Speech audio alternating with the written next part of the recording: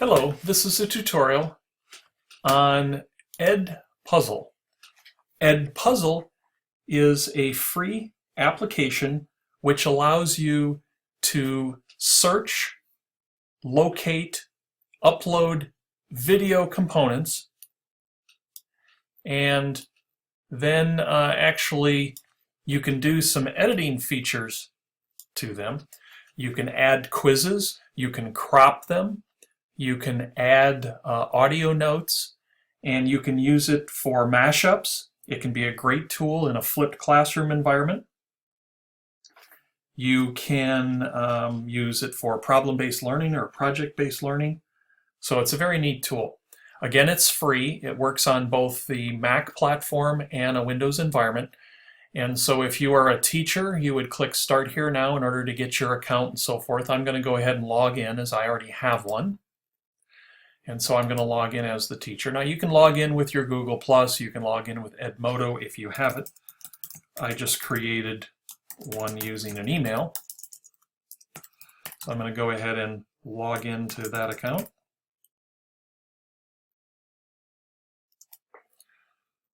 See if I got my password right. Oh.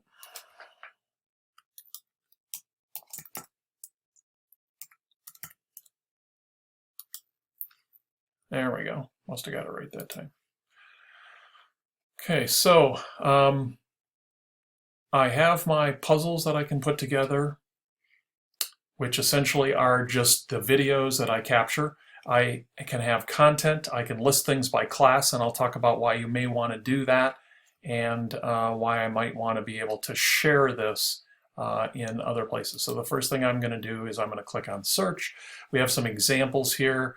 These are videos that are created by other people. Here's actually one that I created a little bit ago. As an example, this one's actually mine.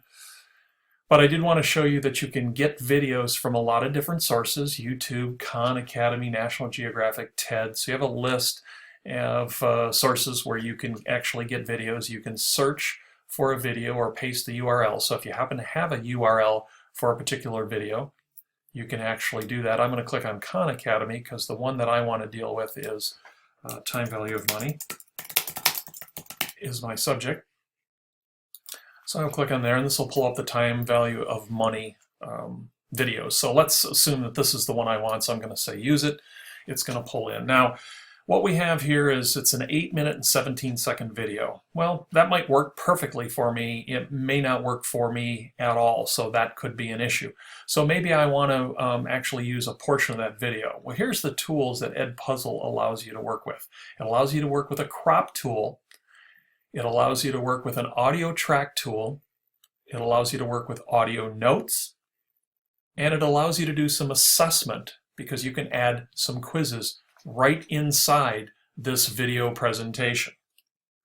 So again, 8 minutes, 17 seconds. This is your workflow line. You have to go all the way through these steps. You cannot skip a step. You don't have to use one of the tools, but you have to at least walk yourself through it. So this is my playhead, which allows me to preview, and I can scrub back and forth through the particular video just to kind of see how things are looking as I'm progressing in building this video.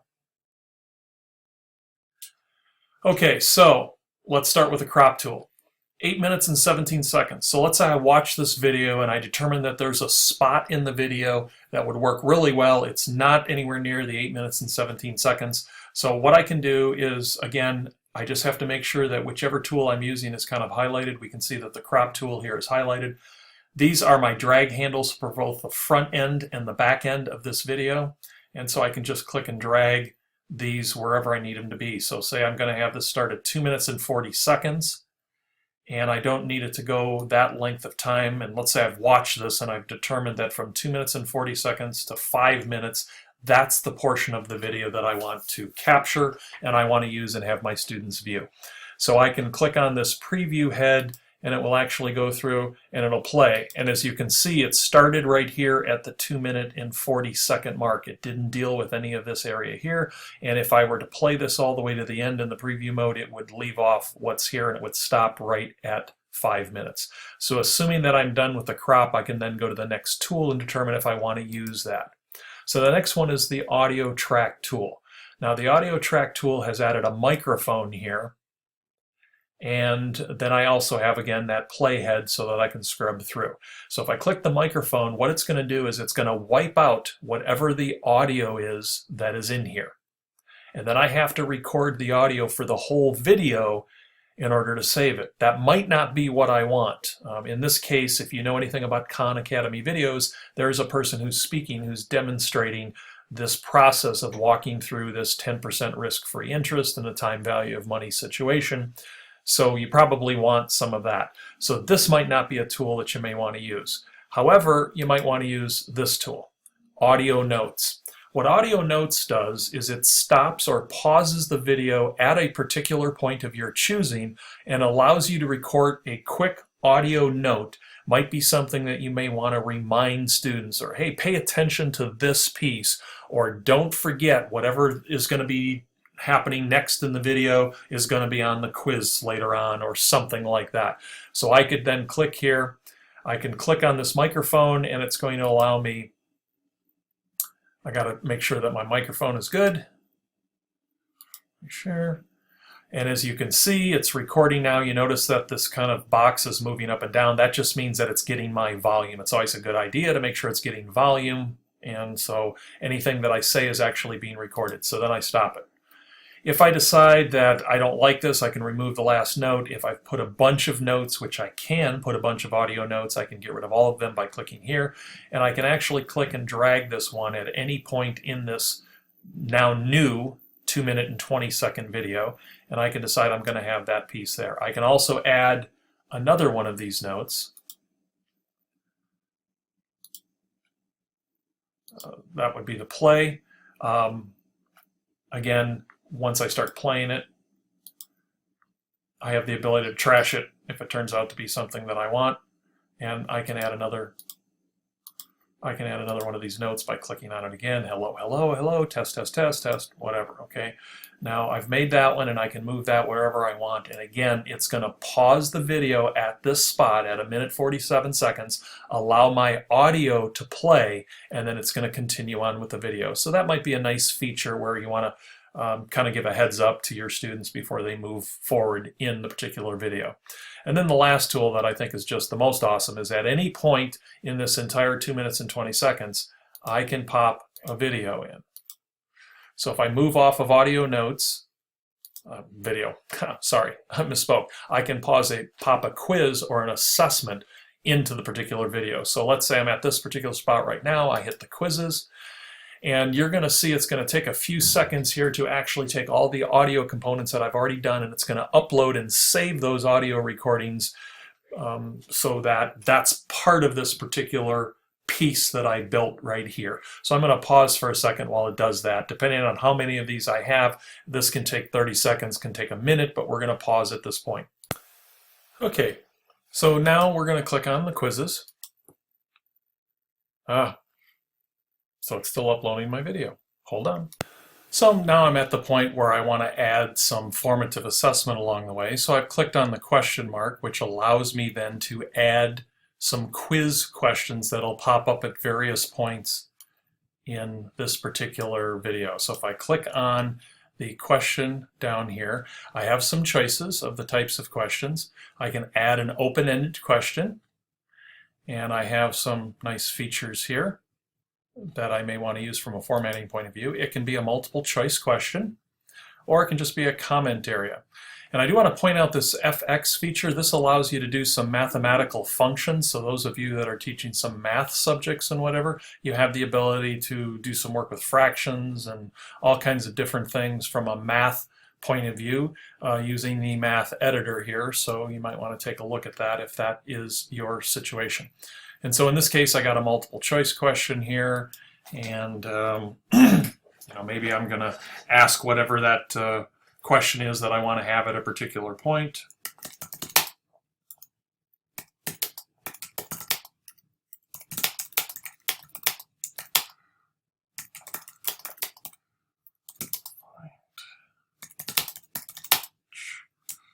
How much $10,000 would be worth after 20 years at 5% interest. Compounded annually. Okay, so I have a question. So I can put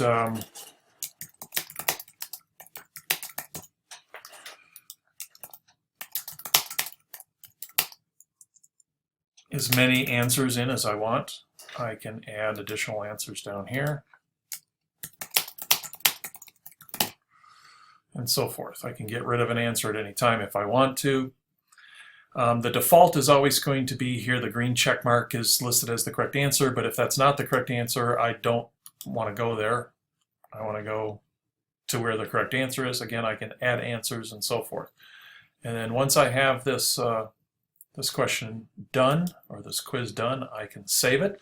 I can see what it looks like. Just so you know, is you will have, as the instructor, when you are showing this or looking at your particular EdPuzzle, your video is going to be over here, and you will see this quiz question piece here. The student, whenever they get to the point in the video where this, let me drag this and put it where I want to. This is a different video that I'm using actually to put the quiz question in, just so you don't get confused, but works the same way. I'm going to click and drag this and place this wherever I want to. And so as you're watching the video, when it gets to this spot, it's going to stop and it's going to post the question. And so I'm going to pop that question here in this particular case. Now at this particular point, I do want to mention I'm actually using Safari on a Mac. I've done this in Firefox.